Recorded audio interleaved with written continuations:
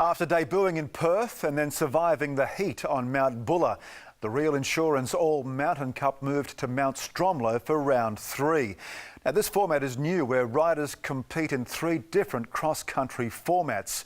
And with the National Championships only weeks away, all were testing their form in preparation for the big showdown in Adelaide next month. Jim Trail was in Canberra for Cycling Central. It kicked off with the high-speed thrills of the Super D. In mountain biking, descending is the best bit, and cross-country riders and downhillers have long debated who has the best skills. Super D is a new format to the Australian season. It's a downhill cross-country race, something for everyone, but it does take a skilled rider to win it.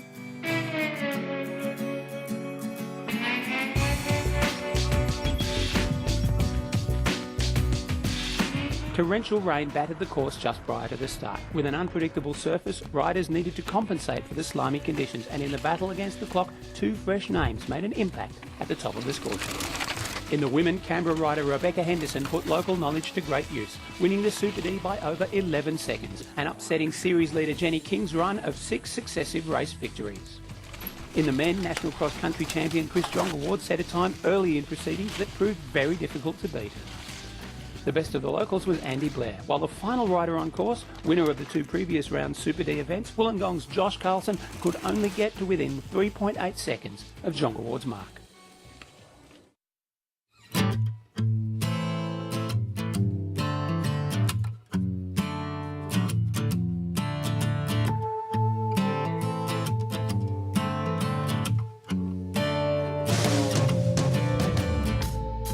With mild conditions, tacky trails and all the major players in attendance, the stage was set for a preview to how the National Championships might play out in Adelaide in just 1 week's time. Jenny King has been the dominant force in the women's field, with overall wins in the first 2 rounds of the Real Insurance All Mountain Cup. But on home soil, Rebecca Henderson was keen to impress, starting hard and establishing a solid gap on her pursuers Jenny King and national champion Catherine O'Shea.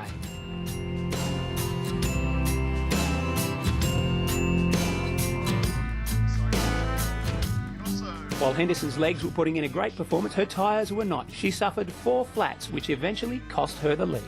Into the tech zone yet again. With Henderson out of the mix, the battle was on between King, O'Shea and Jenny Fay. While she took a couple of laps to warm up, Jenny King showed why she has been the rider to watch in women's cross country, while Catherine O'Shea's form seems to be on the rise just in time for the National Championships. Now comes across the line, ladies and gentlemen, Jenny King. King now with a series clean sweep in the Olympic cross country and staking her claim for a potential Olympics berth. It was a real power course, I think, and the start was extremely fast. It was a fairly flat course, which, yeah, I was actually expecting probably not to win today because of that. And I was a little bit lucky in a way when Beck got a flat. Yeah, I'm not sure how it would have panned out otherwise. 1 minute back in second place, O'Shea was happy with her race. Yeah, it started really fast. Beck went out really hard, and in the end, Jenny Fay and I had just such a good battle. Every time it opened up to a fire road, it was just a full-on sprint race. And yes, I'm really starting to feel good. It's exciting. And after such a strong start, a clearly disappointed Rebecca Henderson rolled in for 4th place. I was really hoping to get a win on the board today, and especially on the home track. I'm confident on these tracks, and yeah, it's quite disappointing.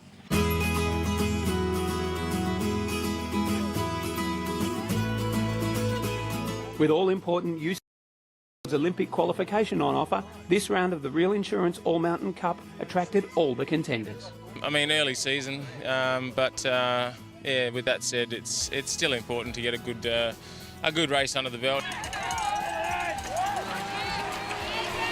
It's an Olympic year, so the elite riders are focused on the Olympic format. The 2-hour multi-lap discipline is the way these guys will lay claim to a ticket to London, and those will be very few and far between.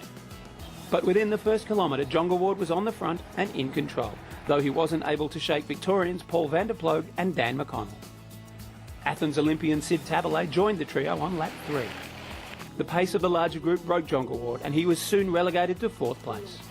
Winner of the previous round, Dan McConnell slowly pulled away from the group, his superior climbing speed making the difference. In his first year in the elite category, Paul van der Ploeg is performing like riders many years his senior and never let McConnell out of his sights. After 7 laps of the fast-flowing course, McConnell finished the victor with a 35-second buffer to van der Ploeg. Felt fairly strong early on. I was struggling a little bit technically, but sort of I put it together on sort of the climb, well, the only climb that they really have here, and I sort of was able to open up a bit of a gap and just had to go on with it from there. Sid Tabalay took the final step on the podium, while Jonga Ward was philosophical about his 4th placing. You know, the fitness is not where it needs to be for 2 weeks' time, but I definitely got what I wanted out of today. The final stage of the All Mountain Cup was a single lap of Mount Stromlo, a 20-kilometre course encompassing all the terrain that the mountain bike park has to offer. Dan McConnell was again the man out front, with Tabalay and van der Ploeg together in pursuit. After the disappointment of the Olympic format race, Rebecca Henderson was looking to prove that with an unhampered run, she had the form to win the elite category. Taking just 1 hour to cover the 20 kilometres, it was the familiar figure of Dan McConnell who crossed the line for the win, with Tabalay and van der Ploeg swapping their podium positions from the previous day. After breaking away from Jenny King on the final climb, Henderson was a jubilant winner, capping off a weekend of highs and lows for the ACT local. Jenny challenged me the whole way, and I just got this gap on the climb at the feed zone, and I was putting it in so hard. Jenny King retains the lead in the Real Insurance All Mountain Cup Series, and with consistent results across the weekend, Andy Blair also keeps the #1 plate in the men's category. Jim Trail for Cycling Central. Terrific results there for Jenny King and Dan McConnell, and with the Olympics fast approaching, both are in the running for spots in the Australian team. For McConnell, an appearance in London would be his 2nd at Olympic level, following his debut in Beijing 4 years ago. D-Mac, as he's better known, has dominated the national mountain bike scene ever since. Let's get a closer insight now into Dan McConnell. You've been to the Olympics already. Tell us about that experience. Oh, it's a great experience. It's the best experience I've had riding anyway. So it's definitely one that you want to go back to, and so it's definitely one that I'd love to go back to. But as I said, it is just the one race, and there's a lot of races along the way that you got to prove yourself to get that spot. So it's not going to be easy, but I'll give it a crack, and the form's fairly well. So yeah, I'm looking forward to a good year. What is it about the Olympics, the Olympic race, that makes it stand out in your career as a highlight? I guess it's just there's so many sports. Is the elite of every sport across the board, and it's something that doesn't come around that often. It's just massive. The spectators and just all the tourists that will be there, and the crowds, and it's just such a big event, and it's the one that you'll remember for the rest of your life, that's for sure. Dan McConnell!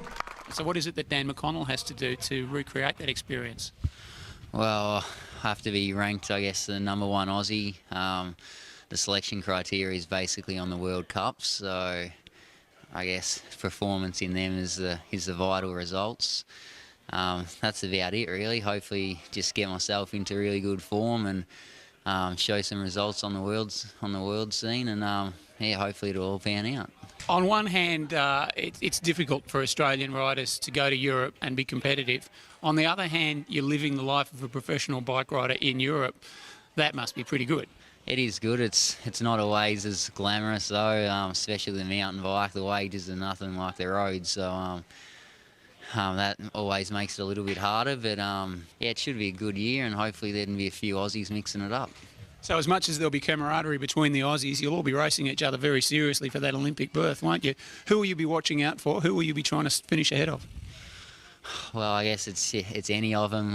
When you race, you just got to race the 180 other guys in the race. There might be 4 Aussies out there, but at the end of the day, there's so many other guys, and you just want to put together the best race that you can do. And if that's in front, it's in front, and if it's not, well, if you've put it on the line and had a good race, it's all you can do. So yeah, you just got to worry about yourself, and hopefully you're up amongst it.